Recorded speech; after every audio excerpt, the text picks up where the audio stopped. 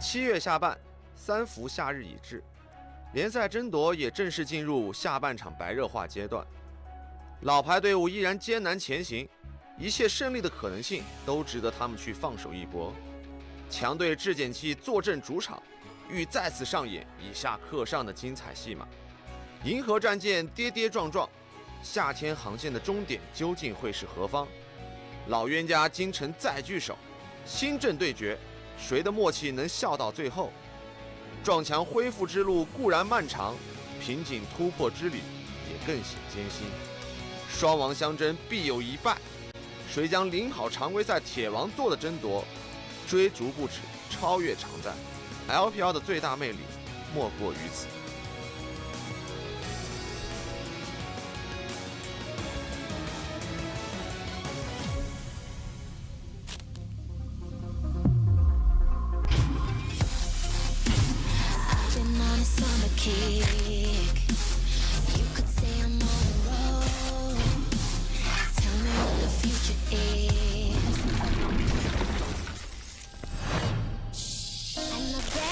Yet to come, like summer nights, rain.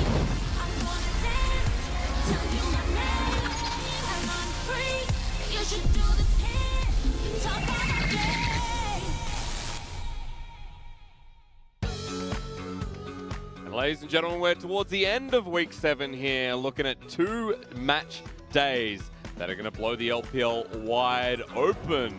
And in Shanghai, where we kicked off our debut here for the weekend, it'll be Suning and Rogue Warriors taking to the stage. And for a team like Suning, the journey has been rough, but looking much better coming in here into summer as they enter into the dressing room. And EasyHoon decides it's time for a Dorito. Even players like SwordArt, we're seeing the best of this support and the best of this team coming together to make a serious run towards playoffs. Of course, a lot of big changes coming through with Bubu and Weiwei, which we'll talk about later. Even Angel into the roster, going up against Rogue Warriors here today. And, you know, we've seen the best of people like Huanggai in the past, Holder, Haro as well on the roster. Change-ups there too. Hello and welcome back to the LPL English. My name's Jake Asterix, joined by Brento Raz Mohammed, and talk about change-ups. Well, we're changing pace, gearing towards the end of week 7. Yeah, it's fun. Whenever you see teams, you already saw the faces there, because at the beginning of the split, you saw a lot of, you know, sleepier faces, them getting into the groove of things, but you see serious faces. A lot of them are really focused on the matches they'll have, because you're right. I mean, we're getting closer to playoffs, and it's for, you know, everything. Not only just for the LPL championships, but for seeding to Worlds. So it's incredibly important for a lot of these guys. And look, we've gone through a week 7 that has already created, you know, a couple of upsets, couple of changes here already yesterday as well. One upset for me. I mean, wasn't an upset. It was just a success story from ZWuJi. ZWuJi Gaming getting their first series win of the split is big. Yeah. You love to see it happen. The last time when we were commentating their game versus Invictus Gaming, like, they should have been able to take that victory with how they were playing in that series. Jay playing up, and you saw Cube, his debut game in his, you know, birthday coming in. He looks great. He looked amazing. We both mentioned the fact that eventually they're going to be able to take a win. They did it this series after versus OMG in Chengdu. Really strong showing. Top Esports had the same strong showing over in Hangzhou against LGD. Seeing the Zerath out of Knight in the mid lane. So good to see Top Esports are on the tear, moving up to the standings as well. Yeah, it's fun to be able to see that our top 2 is just solidified with FPX and Top Esports. Our 3rd and 4th place finishers in Spring Split, finding great improvement and growth. I want to see what it means for them going forward, especially for Top right now, as they're short, like, of course, had their visa problems with support and Ben, and Aki coming in as a surprising talent for the team in the jungle. I'll add Chocho looks great as well. This new roster of Top Esports continues to rise with the mentality of the team. And today in the standings, we're going to have some more changes as well. Remember, teams like Suning, Rogue Warriors, still trying to make that climb in the first series Victory of the day. 5-2. Remember, Victory 5 took down Rogue Warriors. That's and it. They're tied in terms of just series wins with Suning. That means that coveted 8th place spot to get into the playoffs is under attack.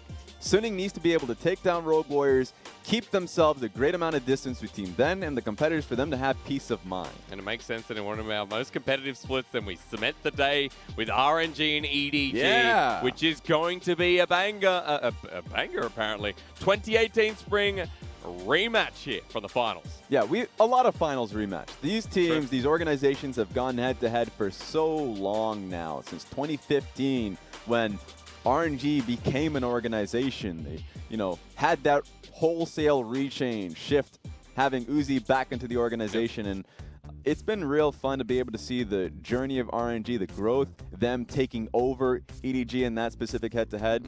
And now, of course, this is the RNG wants to make it 5 series in a row in which they're taking EDG down. That's going to be a great one coming in our second series of the night. I love that we're looking at the 80 carry matchup there. It feels like it's the day of 80 carries because in our first matchup, Suning versus Rogue Warriors, which we're now going into, there are some sick 80 carries on these teams too. ZWuJi versus Smlz. And they are so damn similar, not just based off their champion picks, but based off of their roles in the teams. You would want to see ZWuJi playing more laning phase AD carry so he can dominate earlier on in the game, but he prefers to be playing late game, scale up, and have himself well protected by his team so he can just go for humongous plays later on in the game. And that's the same identity for Smlz. It's fun to be able to see that both of these teams have really been identified as front-to-back AD carry comps. For Smlz, he had a very poor, actually, spring split. He had the worst split of his career, coming back very strong. We haven't seen this team actually in a very long time because of the whole Rift Rivals break as well. I think it's been 20 days. So because of that, I'm a little bit worried for Suning as a squad, not being able to see them coming and warmed up. But there's a lot to kind of take, I guess, coming into this one to see if they have a new strategy. I mean, especially against Rogue Warriors, who have been, their recency, they've been playing a lot of games. They seem fired up and are getting better and better with each series. Yeah, and I think it's a bit of a challenge towards ZWuJi, who, I mean, if we look towards the top side of the map, Holder has been playing well consistently. Haro has been also playing up to par consistently. It's actually been ZWuJi that, in my eyes, has been questioned because I mentioned his playstyle. He's not a laning phase type player, so a lot of the times you're looking towards how he ends up playing in the later portions of the game, and at times he finds himself in a deficit because Rogue Warriors as a team plays away from their bottom lane, leaves them to dry a little bit, which is uncharted territories. In the spring split, he was the point of focus. So it's been a shift in style for him, but when he gets that point in the game, he is incredibly talented.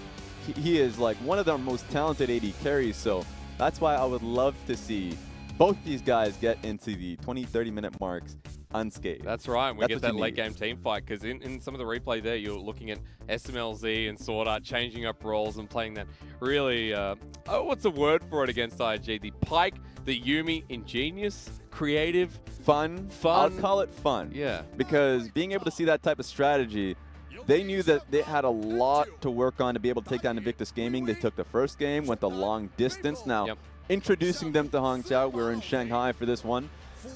This is the surprise, is that Angel, their mid laner, their sub mid laner, is going to be starting up as their top laner. A big challenge because, you talk to the Chinese casters, just the fans, the general feeling is that while BuBu started this split incredibly strong, we're just talking about talent across the board. He's one of our weaker top laners wholesale, just mechanically speaking. Yeah.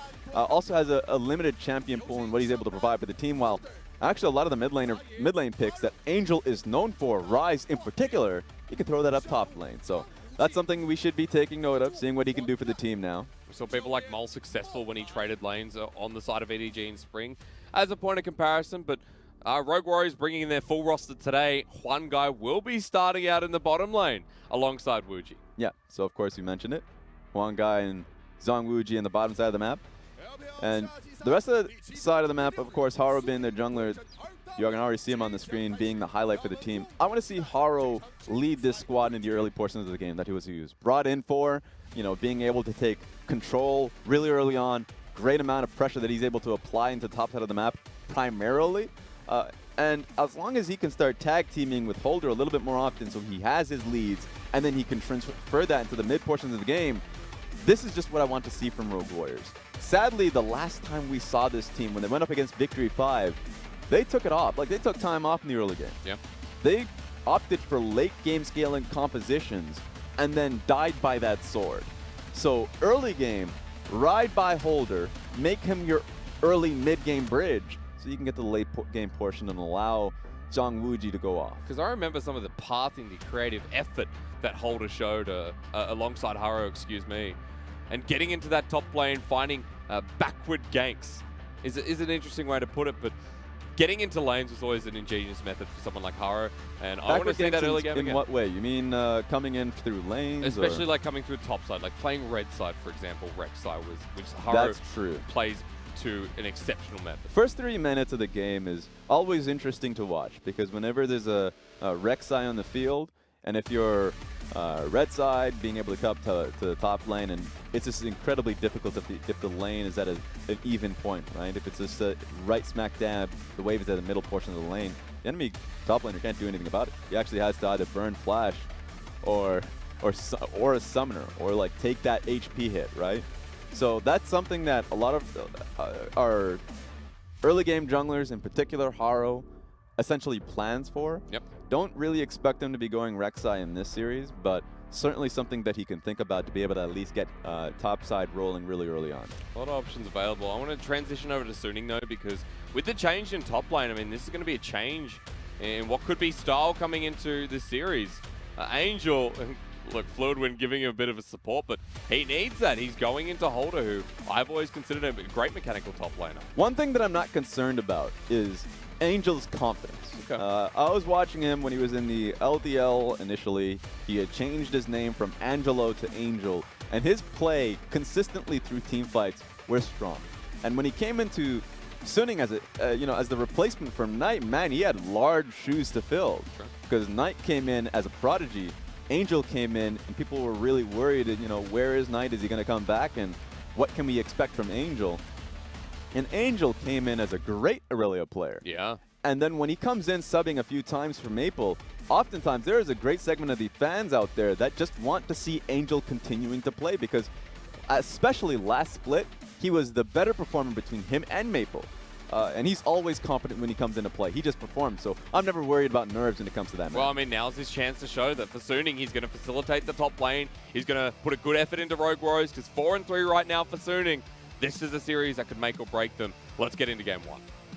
All right, Twisted Fate ban. This is blue side, so you can ban whatever you want. This really goes to show, what's happening behind closed doors in scrims and in solo queue. Yep. The fact that Twisted Fate's being banned out could be the Klepto Twisted Fate that goes AD with Trinity Force. We've been seeing quite a bit of that in North America. It'd be interesting to see what style of play that Maple has gone for in this one. Remember that Maple has been the Silas player through and through here in the LPL. Was one of the first people to pick it up, and when that came out and went to the jungle, Maple needed to change champion pools. So I'd like to see him adapt. I'd like to see what he brings up in this series. Might not have to change it. We saw Leader out in the LEC. A few people actually still playing it in the mid lane. Okay. So you're just going to have to accept that you never have shove. You're going to have to need and require a lot of jungle help and attention to be able to get to that point. Yuumi being hovered, I hope that's not an SMLZ pick. That's just a joke, because the last time we saw them go up against Invictus Gaming, that was, as you mentioned, the Pyke Yuumi lane that came through with SwordArt being able to play Pyke. Remember that lane got heavily nerfed through Pyke's wave clears. Unfortunately, it did. Sad face. So at least you see the Yuumi there, see what happens for SMLZ, but that's an Aatrox nice and early here for Suning. All right. I think Angel's a great Aatrox player, too. Still a great flex between all 3 roles in the top side of the map. Maple's a great facilitating top lane, or at least a mid laner, with great bruisers that he could play, so I wouldn't be too surprised if he decided to put it in the mid lane. But ultimately, I would expect it to be going towards Angel up in the top side of the map. Yep. So let's see what we end up getting here. I would like to see an AD carry pick up here from Suning. I think Kaisa would be a wonderful one. We'll just have to see. He wants to be able to respond to ZWuJi's. We've been looking over something like the Caitlyn, which has been the traditional kill lane introduced into the LPL, and this wins out most lane matchups, and ZWuJi and Huanggai setting themselves up. Opportunity for Suning to go Varus here. We've seen 2 picks deal with the Caitlyn very naturally, which is Varus, even if he goes into the lethal tempo, non-lethality build, you can still deal with that lane quite well. Or if you just go straight towards Ashe with the Comet volley, being able to at least respond with some harass. Going Sivir Yuumi is just very safe. Remember, not only do you have the spell shield along with you, the trade will be in your favor simply because you have A, the Q boomerang, and B, you have the extended Q from Yuumi to be able to trade back on towards the Caitlyn. It's been a really good go-to here in the LPL as well. So we've got a safe bottom lane there for Suning. They've got the Aatrox, and now banning away opposing junglers. Looking towards a Karthus as being a high priority. man, the amount of Karthuses we have seen in the LPL since Rift Rivals, since Canyon just beat us senseless Like, that with the looked pick. good. Yeah, we largely pushed the Karthus pick away as a league. A few teams, BLG and EDG at the time, had picked it up for a few games. But past that, just absolutely untouched. It's become first big priority on the red side for some teams, but here for Suning, it passes through, it goes towards a ban, and we'll see, because it's a Yasuo taken away. Remember, Rogue Warriors don't have their mid-jungle duo just yet. Yeah, Yasuo being taken away, a lot of this just goes to the fear of HuaTian's champion pool. Because HuaTian can play a lot. The Rumble pick that he had really earlier on really goes to show how flexible he is as a player to just try and get some pressure going in the early portions of the game for his team. And so, just being safe here, taking that away. If I'm looking at it, oh, I was just about to say Aurelia was still up and available, but just got banned out as the 5 ban from Rogue Warriors. Champion like Nico's still up and available, which both mid laners love to play. Oh! Jungle first, Elise, hello. So that's going to be an Aatrox top lane with Elise in the jungle. If we were just talking about, you know, Rogue Warriors, that they should be looking to the top side, trying to create a camp and, you know, put the enemy top laner down, it's actually Suning that are trying to do this at the same time. We'll have to see if Maple has an assassin pick of his own. I'm thinking LeBlanc, because if it was, you know, LeBlanc Elise, that's pretty damn hectic. You don't even have to concern yourself with having too much AP with an AP jungle and AP mid, because you have, you know, Aatrox and Sivir in your lineup. So anything goes here with Suning. Well, but I'm looking over at Rogue Warriors because Ryze picked up here that we mentioned as a possibility maybe for Suning's side. No, he needs an AD jungler on this one. So AD jungle is necessary with the amount of AP that you have in your roster, but you're right. Ryze here is incredibly exciting that HuaTian's going to be able to have for themselves. The splash on E is actually just too much. It's like, hey, we took away your root, have a bit more damage. Now he's a lot more focused towards, you know, or at least away from Aftershock and in towards the phase rush. And that's fair. I mean, that's a great nerf to that style of champion. So he's not always safe. But if we're just talking about the top lane Ryze and what he values, just away from having Rune Prison, just having wave clear, shove, damage, and split push, he has all of that and better with the numbers buff. But there we go. But what is he going into? Hello. Quiyana joins Summoner's Rift, and we've only seen a couple here in the LPL. Finally, Maple joins in turn. It's going to be fun. I was thinking about an AP assassin, but no, Maple just goes straight towards the Quiyana pickup. Yep. I have not seen this matchup. I actually think that it favors the Ryze here, but it's going to be fun to see what Maple does going into HuaTian. Small burst trades in the early game for Maple, who will have the favor there, but you're right, as we get towards 6, the Ryze will start roaming and picking up resources across the map. Maple's got a big task here to match, and we'll see what the summoner take is, because looks like teleport for now, and it's going to stay that way. Yeah, you should match teleport so you don't end up losing a base off of that one early. Ryze 100% is going to go teleport, but it's actually Quiyana that you, once again, kind of curious as whether she's going to be going Ignite or TP. Of course. But at least it allows her to go 1-3-1 now. We're just talking about finding ourselves in side lanes, taking a look at this composition. Yeah, Quiyana and Aatrox, with Elise being able to, you know, double up, group up with you so she can allow you to dominate one side lane. And I think that's going to be fun to watch. But if we take a step back and look at the early portion of the game, you said kill lane with the Caitlyn and the Lux Q. I did. That's going to be really interesting to watch. We've seen a lot of times that lane just be, as many people would call it, a skilled matchup, up in the air. Coin flip in the sense that if someone gets hit with a double binding, then good luck, right? That's when you start losing a considerable amount of HP. And faith. Yeah. And yes, and faith. You start losing a lot of mentality on that one. But if the lane doesn't get to that point, you always favor towards Yuumi because of her range, the sustain that she has, and the wave clear that the Sivir allows you to have as well. I personally love Suning's composition earlier on in this game. I definitely want to see what the Elise does early. And I'm just excited that I get to look at another Quiyana game here in the LPL. Maple puts his hand on it, takes it away, and looking to strike true here in game 1.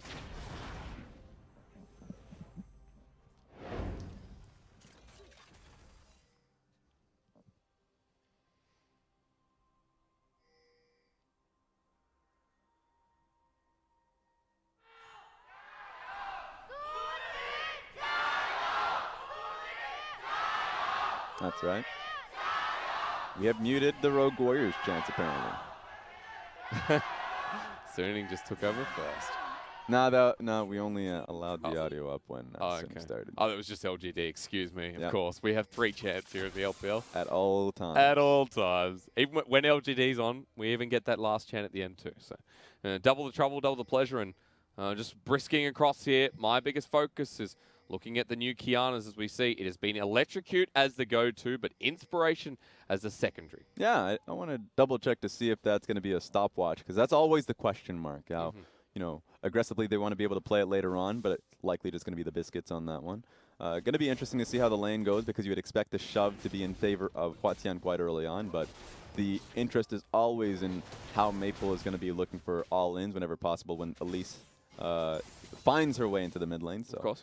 that's going to be interesting. I always love just being able to watch Elise versus Jarvan, just to be able to see who gets the jump on who first. That's ultimately the question that I have. Oh. Flag and drag available here for Haro, no. but that's a good ward to spot him out. Weiwei going to sit in the brush. Take a look at the adjacent lanes too. Jarvan has autonomy here. Well, you said who's going to get the jump first? Well, Haro just It's good outraged. damage. Yep. It's good damage, but remember, adjacent lanes are doing really well here for Rogue Warriors, so they're going to be able to rotate early. That's the risk when you have Quiyana that doesn't prioritize shove. I mean, she can't. And the same with the Aatrox getting shoved up by the Kennen too. So great level 1 to be able to find himself buff to buff. And the ability to go back, get the blue buff, get 3 in the bag here. So Haro, great start off, going to be picking up the Raptors as well, and in a good position to facilitate the mid lane even more, where HuaTian already has the damage down onto Maple. Yeah, I was wondering what the Elise was going to do, recognizing that her solo lanes were going to be put in that position.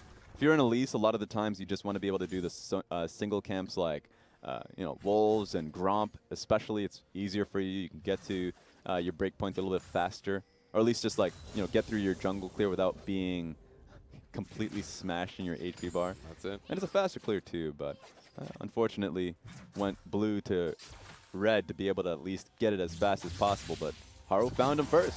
At least for Weiwei, he'll be on the bottom side of the map, and I know in Champ Select, we're talking about what actually happens down there and what is the catalyst that'll change everything as HuaTian just sends Maple back into the turret. Well, the Elise is down there with Scuttlecrab available, and Rogue Warriors are hard pushed out. And this is my concern now, because what does Quiyana do? Like, the sustain is working well. That's going to be the biscuits that I mentioned about. But now Haro is always going to be able to take these fights. Oh no, and Got he took it. the Scuttle too. Haro's always going to be able to take these fights. HuaTian will always come in to rotate. Looks like we got a fight for our hands He's here. level 4 Maple as well, but at half health. He's going to get the slow with the glacial part of the Edge of Ixtal. Not only slow the aggression from Rogue Warriors. But that's a very small stun and a 20% slow, so HuaTian was going to be able to come up. It was just mostly Suning just wanting to find a retreat. So that's, once again, these are my concerns here with Suning on the top side, is that it's mostly going to be HuaTian shoving in and harassing Maple under turret. Same is going to be happening with Holder and Angel up in the top lane. Yeah. They're just going to have to hold on for as long as possible and allow at least Weiwei some time to be able to find a pick in the mid lane if if he overextends, or try and work with Smlz and SwordArt in the bot side of the map with how well they're currently doing. All lanes suffering from success here, it feels like. But Maple using the TP to the mid lane. Weiwei's nearby. You need that cocoon to connect, but HuaTian just walked out. Not enough range here from Weiwei. Wasting more time in the mid lane, now down a level to the Jarvan. Yeah, it was a good timing here from Elise, but remember HuaTian had that idea in mind. Take a look at this, though. Speak of timing, Huanggai might be low, but the heal to come out. Haro in with the flag drag to slow down the Electrocute. And ZWuJi sends out the Peacemaker and turns into a pacemaker that Smlz almost breaks. Half health. Very close. Walking away, Huanggai's almost dead. You can tell, I mean, Haro, he thought he could be able to get the knock-up without having to commit the flash to it. Incorrect, of course, but at least got at least one summoner there from SwordArt on that one. But take a look at this. Smlz and SwordArt, knowing that they were bullying Huanggai on that one initially, they can just come back into the lane. So really not too worried about how this lane's going for themselves. Haro's going to have to back away after this engage as well. So at least looking at Weiwei's perspective, he'll be able to get back into his own jungle. Oh my but god. That's what happened. Magic. He flashed in, went for a Q, and yeah, you take those risks, and sometimes they work, and sometimes that happens. I've seen many flash Qs in the LPL, and unfortunately that's the first one I've seen that hasn't worked. So at Lose least you face take first that. too. It was literally in point blank range. Happens. It does happen. HuaTian, level 6 now, however, looking to roam, but spotted out by a control ward. And for HuaTian, he's been seemingly active this split. Actually been very impressed with his play, because he was a rookie in 2019, remembering. And coming into summer, expectations were low, and he's gone above and beyond. So remember our discussions coming through this split was, I felt that HuaTian as a player is a great candidate for most improved player. I mean, sure, the 2019 split was his first, but it was also very flatly his worst. Yeah. Like, he was not performing well whatsoever. His first few weeks, he was just, serving up deaths consistently. And a lot of the times without reason. This split, he comes in, sure, with a new team and a new focus, a jungle attention that's consistent, and he's just flatly performing well regardless of that jungle pressure. I think that, once again, he's been playing really well under the circumstances. One split has done him wonders. Yeah. A game wouldn't go by where HuaTian wouldn't die solo in lane, and this time in lane, he's performing well. He's picked up tier in this first game. The Ryze now getting shoved in as Maple hits level 6 as well. So in the matchup, this is a bit of a turning point to see what happens with the supreme display of talent now available. And now we get to see what, in my mind, is actually a very surprising state of the game here, where Haro has done a great job earlier on being able to put Elise down, has great amount of vision towards the top side of the map to keep the Kennen and Ryze fairly safe. And he just found himself on the bottom side of the map. He's playing this one out as calm as he's ever had. Yep. Oh, they do see him here. Yeah, Haro spotted out. Cocoon narrowly misses as well. Haro has Cataclysm available, so Weiwei, no matter what, has to back away. But now you find yourself in a very unique position if you're Haro. Kind of reminds me of the older Invictus gaming style in which they have 3 shoving lanes, and the entire job of the jungler is to just keep them safe. He doesn't have to necessarily gank them. The high kill count is not in order here. He just essentially needs to be able to keep the bubbles unpopped. As long as Elise is not impacting these lanes, you have yourselves larger and larger leads. Which at this point, she's not. There's no comparison right now. Haro winning out whole-handedly. Is the Dragon going to go down with it? And an Ocean Dragon for 3 lanes that are going so well, that's all you could ask for. Yeah, especially 8 minutes into the game. Yeah. As long as this is protected, and it is with Ryze now roaming to the right. Great job so far from Rogue Warriors early on in this game. This is a big shift from what we saw for them versus Victory 5. They're definitely taking the early game a lot more seriously. So Dragon going down, double Ocean available. Haro didn't have the flag, drag Maple. Goes in anyway, Blast Cone taken. Get away from me. He has the wall to play with, but there's no commitment there. Weiwei just coming in late. Just testing the cooldowns on that one if they can even get a flash off the Jarvan. It was a good test. I mean, ultimately they rotated too late, didn't really recognize the Dragon was going to be taken this early on. So we're back to a null state once again where lanes continuing to play out here for Rogue Warriors. And the bottom lane we talked about now, I think Huanggai getting low. The shield goes out once again. And the damage is there. One more auto, they find it. Sooning with first blood and just hit the go button onto Huanggai. This is when you have a great enough knowledge about Yuumi's cooldowns to recognize what must have happened, which is Yuumi. Oh my god, I wrong champion. For whatever reason, I thought Huanggai was the Yuumi. No, literally, he just was sitting there, found him, poked him out, and killed him. Yeah, but response here from Haro coming down the bottom lane. Heal burnt once again, and the Yuumi going to pop the zoomies, the flash away. Smlz almost dead. Haro commits so much for it, but there's no follow-up damages. Even HuaTian comes down. Another kill in response for Rogue Warriors. All right, great response. They didn't catch HuaTian roaming to this side of the map either, so they already got a great victory being able to take down Huanggai, but wanted the pressure a little bit too much there. There's 80 carry going down as well. Smlz going to have to walk back as teleport was extended before, so ZWuJi's able to push up the lane, deny one wave here. And with the BF sword going back, pickaxe coming soon. That's very unfortunate because it's not as often that you get to see Smlz and SwordArt performing this well in the lane. Yep. No, not only were they picked a very strong matchup, but at the same time, I mean, being able to find that level of coordination on top of Huanggai and just eviscerating like that. Like, that's wonderful. Unfortunately, I think they just, naturally we've seen them throughout this year, I guess, overplaying their hand at times and getting caught up by jungle intervention. Yeah. As Rogue Warriors and Suning moving to the topside river here, this is going to be an opportunity for Suning to contest away this Rift Herald because Rogue Warriors moved their bottom lane here to start this one off. Yeah, both of them have done it at a great time here, though. So I don't expect the Rift Herald to be taken. It's mostly just pivoting for pressure. ZWuJi, one guy now going to push the wave in as well, but throughout the river, Yuumi backs away. Haro nearby was spotted out in the previous engage, but Weiwei still coming through. They want to sandwich them down. Yeah, they have the Quiyana coming in, so they feel a lot more confident to be able to contest for the ward. So at least clearing it out and allowing SwordArt back into the lane. Had they not got back through that position, would have been a very long way around the red side jungle. Haro's still parked here, though. And hasn't been spotted out. Went through the small bit of vision before the minion wave got up. And Smlz and SwordArt playing out very cautiously here. Yeah, this is going to be tough. We'll see what we get out of this one. Should be easy. No summoners there for Smlz. As I say that, the flag and drag hits up the Yuumi instead. The final chapter does come out, locks down too, but Huanggai deletes him to go golden. Huanggai trying to survive around as the teleporter comes through. Suning already fine too. They've got the Aatrox in the perfect position too. HuaTian now going to get cornered out. The supreme display of talent and a supreme double kill. Suning take it all. What punishment there. Double teleport alongside Quiyana's ultimate to just throw them off tempo. HuaTian, ZWuJi, and Holder throughout that play are the saddest cats. Oh man, giving 2 kills to the top and the mid. The solo lanes are Suning now online and get the Rift Herald too. That was just very quickly done. Yeah. You know, that you don't get to see those plays too often.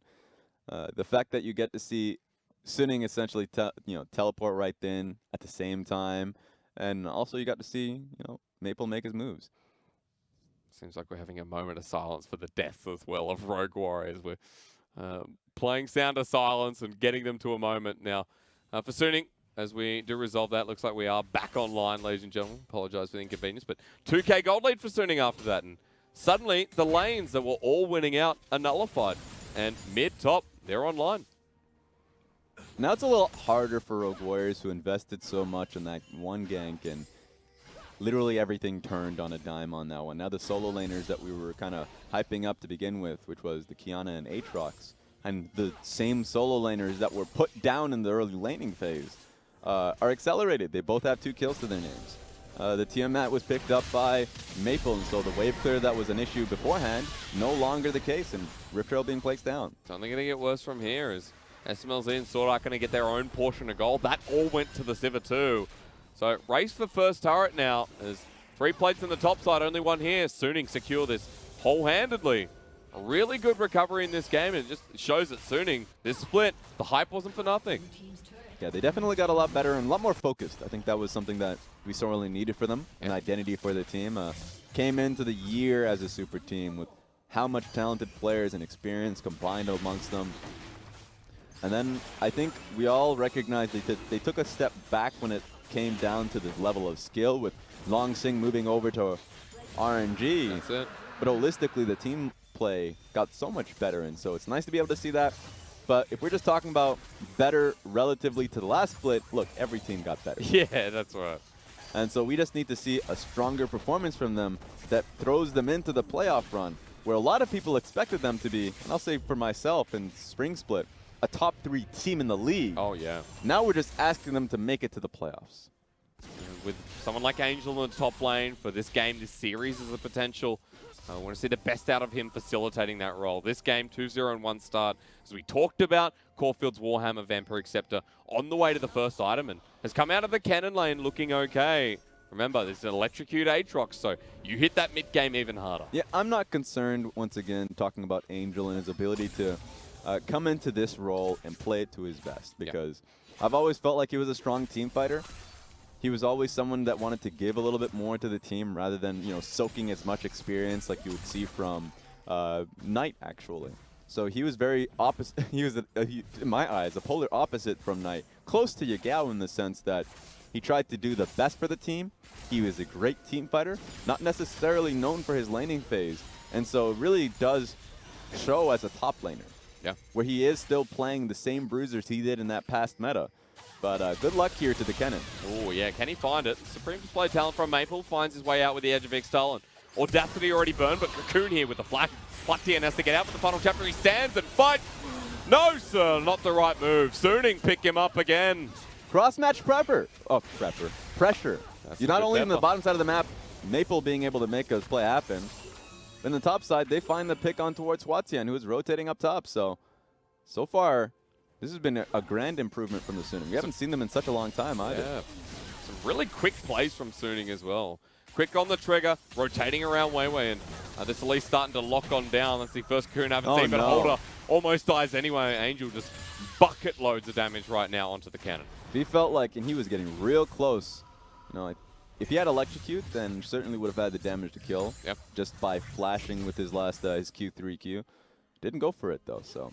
You know, just playing that one out safely. I already knew that his team accrued a lot of gold across the map off that last 2 minutes alone, so playing this one smart.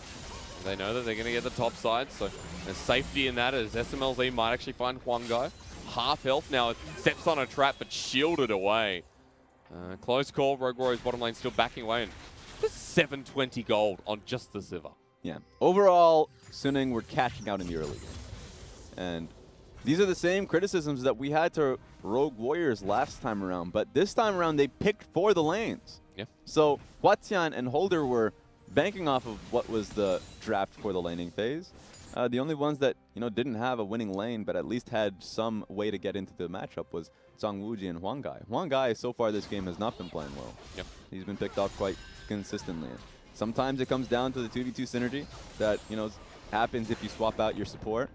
Remember, Wuji's been playing with him since spring. I mean, Huanggai was the late split result of Rogue Warriors changing out their support. True, and it's on and off, and I think that's some of the worst part about it, is the fact that most of the time you expect to see Killua, and so Huanggai coming into this one happens, not as often.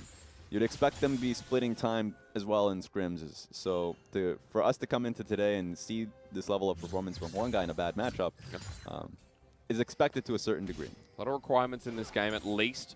We'll be close to getting up that Athene's on Holy Grail, so supporting element, it's not hard to land a shield really here for the Lux, and ZWuJi will be benefiting from that, who has had an okay game. He's got the Infinity Edge, the Zeal coming up for the Rapid Fire Cannon second, and still if Rogue Warriors were able to play more at the lanes, would have been better. However, we're getting to the mid game where Rogue Warriors still, composition can revolve around it. Yeah, it revolves around HuaTian and Holder on side lanes, especially the Ryze picking up his Rod of Ages. Yep.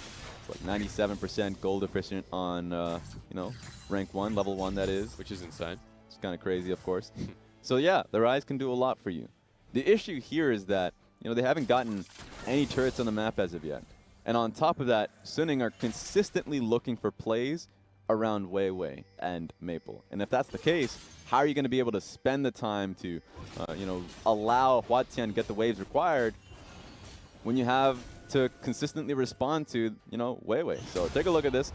Being bumped away from the red buff, I didn't like that idea to begin with, to be fair. Yeah, Haro just wanted something on the map. He's still ahead in CS. He's still just trying to find more from Rogue Warriors here, who are slowly getting edged out. Those couple of kills and the turrets that have been taken have meant that Suning now ahead by about 4,000 gold here. Will be equalized as HuaTian finally gets the first one for Rogue Warriors. But I like what Weiwei is doing as a response, being able to take this dragon down. Not only would it give them a double ocean dragon against what Rogue Warriors are throwing here in their comp, but on top of that, you roll the dice, but SMLZ getting caught out now. Dice rolled here for the jungle of Rogue Warriors. That's the light beam coming through. Finally, the ultimate, but Haro just gets chunked out. SMLZ with 2 items as he's just going to die. Thank you, Zoomies, and thank you to the Yuumi as Cocoon lands too. Holder at half health as Angel wants to find his way in. Suning are not getting stopped by Rogue Warriors. Before Maple even joins in on the play, SMLZ and SwordArt were in looming for a 2v3 performance. They were already taking them down. The Fiends on the Yuumi. It's so hard to kill SMLZ right now. Yeah, right now this is a dangerous point for Rogue Warriors that can't even rely on a Cataclysm on top of the enemy AD carry to get the ball rolling. So, yeah, I'm concerned. I'm a little bit worried here. Let's see what the next one is, Cloud Dragon. That just makes it a lot better for Rogue Warriors that they don't have to contest for the early objectives. Yep. But take a look at how much damage they were throwing at the Jarvan to begin with. Yeah. So before he even joins, now Maple comes. And not only was, Caitlyn running all the way back, no HP to her name, but the Jarvan was already dead. Yeah. So, yeah, great job from SMLZ and SwordArt in that position. So difficult, like I said, to kill that AD carry. SMLZ, at some point he was at half health, and then heal comes through from SwordArt. So there's unlimited sustain, it feels like, right now for the Yuumi. That was probably a lot of stacks on the Athenes. So, like, the That's fact true. that, the Athenes pickup that you mentioned got through, the amount of sustain that the E on Yuumi was able to apply. Yeah, it kept her alive for so much longer. The stacking damage off of the final chapter as well was certainly an issue to deal with. So, yeah, Rogue Warriors need to find something, and they're looking for it. It's not as if they're just letting themselves, you know, bleed out, but they're just consistently getting countered by Suning. And just goes to show you how Suning as a team, you know, have been that impressive force that have been riding through. Here in this game one, they're set up nicely for the Baron now. Cleared out a lot of the vision from Rogue Warriors, but that cheeky ward towards the bottom of Red Brush there from Rogue Warriors, that'll give them a bit of information, keep them safe for now, because the Baron threat from Suning, Rogue Warriors is going to be hard to contest. The issue here with that ward is that, you know, it's good for vision on if Suning ends up rotating from lane to lane, but not whether if they're actually pressuring for Baron or not. That's true. So what they need is, you know, further vision to just the left of the Baron itself. If they were able to get that ward down, then perfect, right? But, all right, so they're starting to do something, but they might get caught out because of it. Yeah, Haro wants to get rid of the vision, and Rogue Warriors back away, but still sticking around. You can see Suning want the pick that can enable them to head more towards that pit and keep on threatening the objective. Sidewave's prepped, and Wave's starting to push out.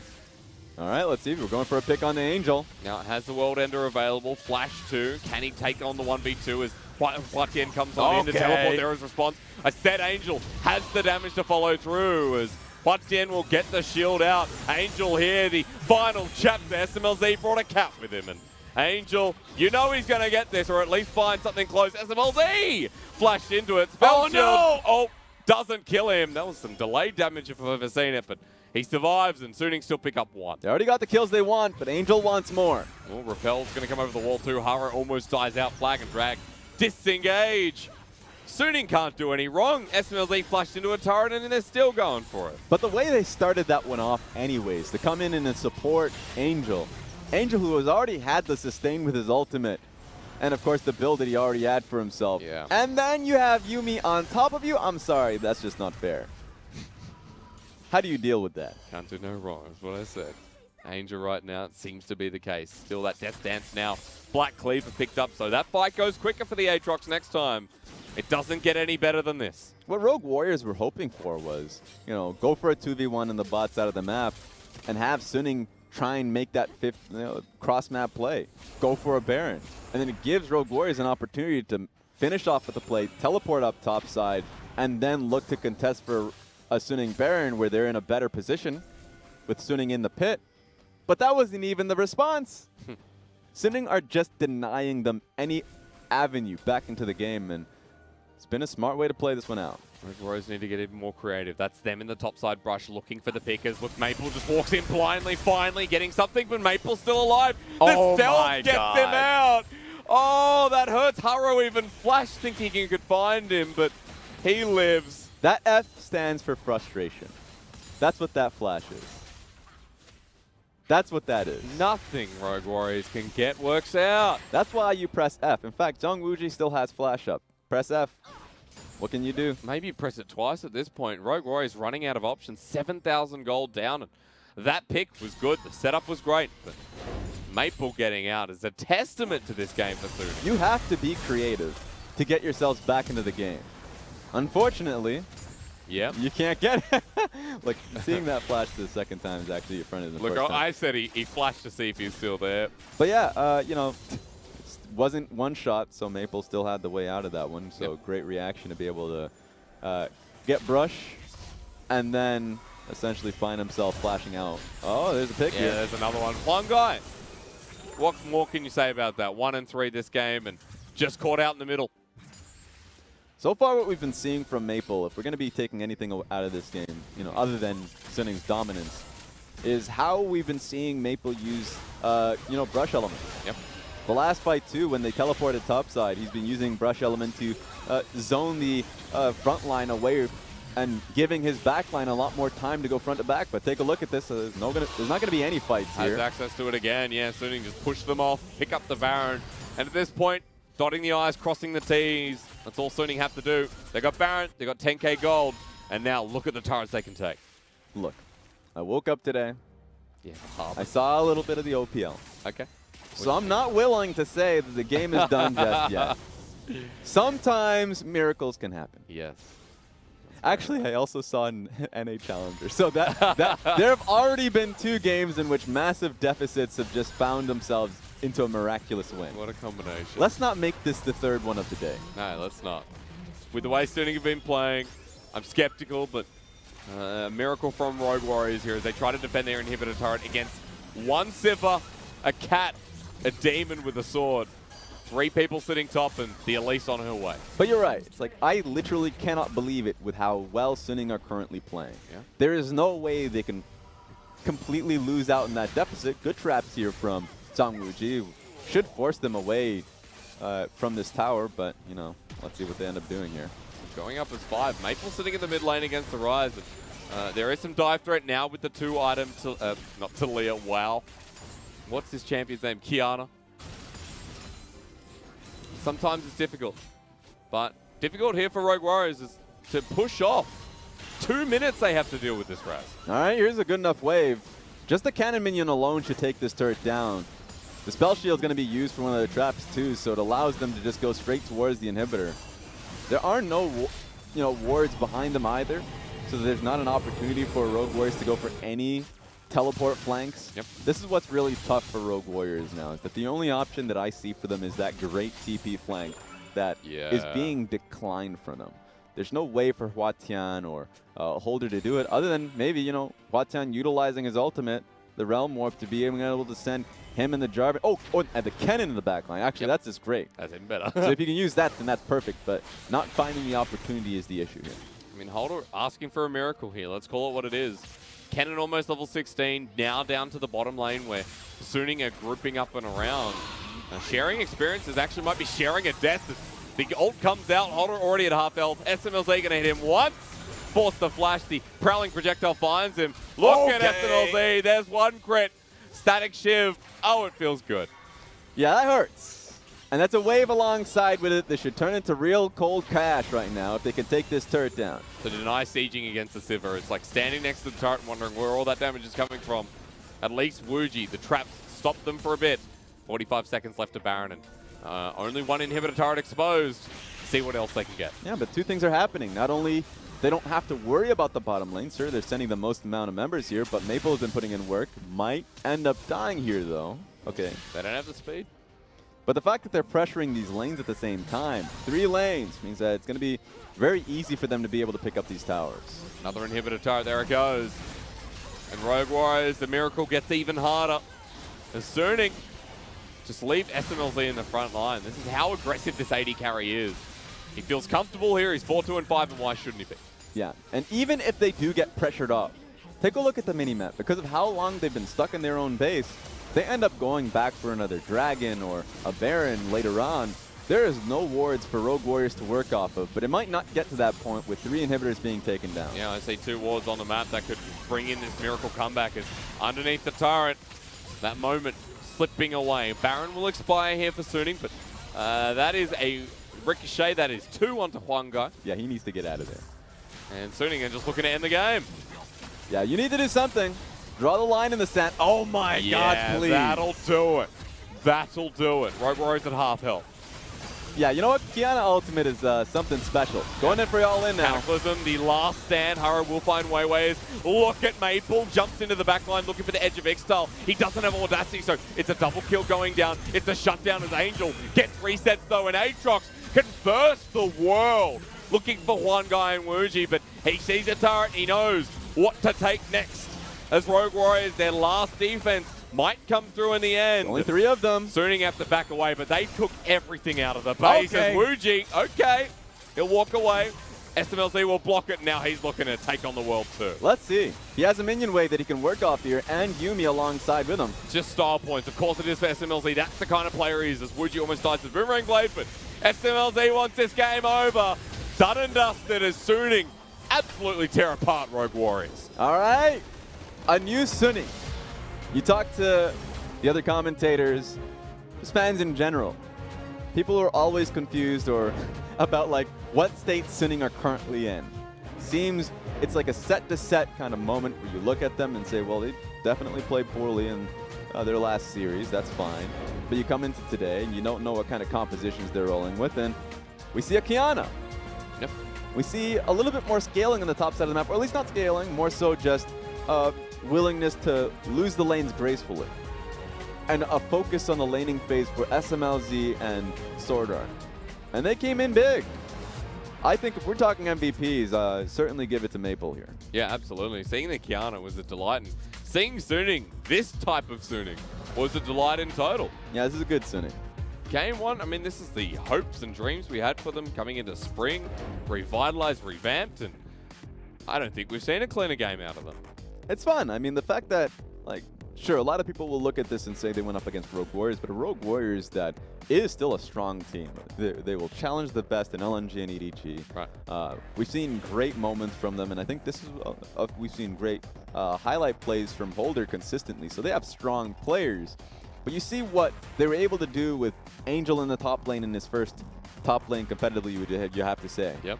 And then you look towards the bottom side of the map and say that Smlz and SwordArt had a great laning phase versus ZWuJi and Huanggai. We've seen countless Lux Caitlyns take over that lane. Yeah. And you did call it a skill matchup, and the skill in the end went to Smlz and SwordArt. Because it's still tilted in favor of Sivir and Yuumi. Yep. Like, Sivir and Yuumi is, in my eyes, the best lane you can run with. That's true. Not only does it have you like the Yuumi poke that's consistent, but the Sivir wave clear that has been a criticism in most Yuumi lanes. Yep. Is that they don't have wave clear, and so they get shoved in because it's one less body in the lane, essentially. True. But Sivir just resolves that. So if you can play really well within the lane and don't get caught up by the Lux bindings, the traps that comes with it, or the trade sometimes, then you should be able to slowly win on the matchup. And they won that matchup actually fairly quickly. Yeah. Ended up getting multiple, not just kills on Huanggai, but shoved him out of lane a few times. And the same thing, they ended up throwing ganks at them. But not only did they repel the ganks, you're right, they just ended up continuing on with the damage. Yeah. So I still give it to Maple, but commendations to the bottom lane. I want to touch briefly on Rogue Warriors and how Haro was set up. You talk about ganks in the bottom side. Well, Haro in the early game set Rogue Warriors up. 3 lanes that were going to a good point. 5 minutes later, Yes. everything disembarked. So Please. the issue with them for me was because of the risks they took. We saw the whole 10-minute skirmish around Rift Herald, Yep. and we knew what that meant. Some teams would just say, okay, we'll still farm up. We'll continue to pressure the lanes that at that time Caitlyn and Lux had pressure there. But what happened where it was, Jarvan was sitting in the bush and he did the Ning strategy, which is I'm sitting here, the wave is going to bounce back, Yeah. and that's when we strike. I've waited enough for the play. It will happen. It will work. And it happened. Unfortunately, 2 teleports follow through from the enemy team. So counting teleports, being prepared for those moments is something that was necessary, didn't happen, and they lost because of that. And they lost a lot of pressure. All the pressure that they put into the solo lanes to begin with in this game, thrown away because of that. And then responded by Weiwei. I think there needs to be some praise towards Weiwei and how he actually brought this game into the mid game in a comfortable fashion after being so far behind. Yes, I know that we saw like in the the initial footage of the teams coming into the venue that we saw HuaTian in there still with the team. But Weiwei has been such a consistent performer for the squad that I actually don't expect to see HuaTian anymore, unless obviously there's just that one. It's been since week 1, right, that we saw him. Yeah, we saw HuaTian in that first week, and then from that point forward, Weiwei has just been the consistent performer. No reason to ever take him out. Yep. We initially saw him come into the team with his Olaf in Kha'Zix, but he is still a great slew of early game champions. That was the initial identity for HuaTian. Yeah. And the reason why I said that HuaTian, when he first came in for the team, like I said that he was one like the top 3 junglers in the split, but obviously inconsistency is what plagued him. Yep. Is that he was a far greedier player and then ultimately, didn't know how to retreat. I think there's a lot of great stuff coming in from Weiwei. No inconsistencies here from Suning. A great game 1, one that you'd be proud of. Game 2 coming up right after this.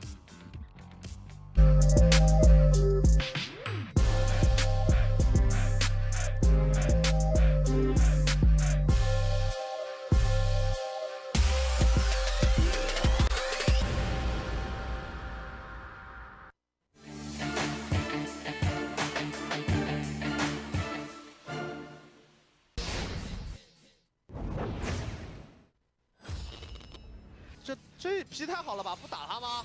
直接反打猫咪的大招，这一波直接秒的，伤害太高了。但是反身拉过来，泥下车王有秒表，哦，大家对了3个人，哦呦，这个大招效果太好了，胖夫也被秒掉，还能跳下来也是没用的，只能自己等死了。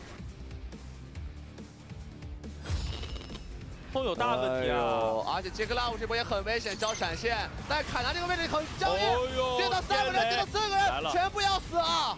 哦呦，左上这个位置。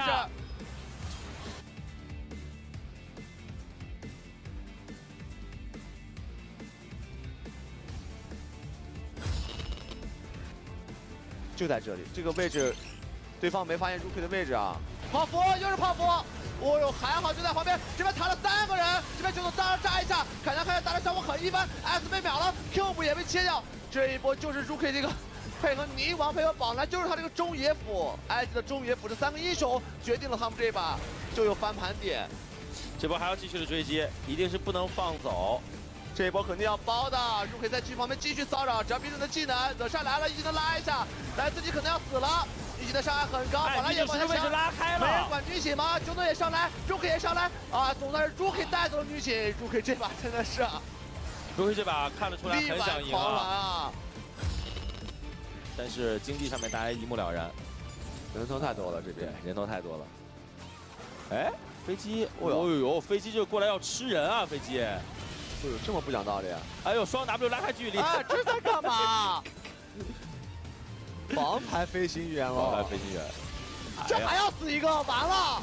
这些人在，这在干嘛呀？这真的是，所有人开始秀起来了，很有自信啊！现在，哎，这一波艾希也去遭遇，你刚才找我兄弟，这一波的话，秒射一些，还真不好说，吸起来了，吸起来了，而且他有护盾，有护盾。 哎呦，这里的话没有抬档，华田这里开启一个金身，但要等死了。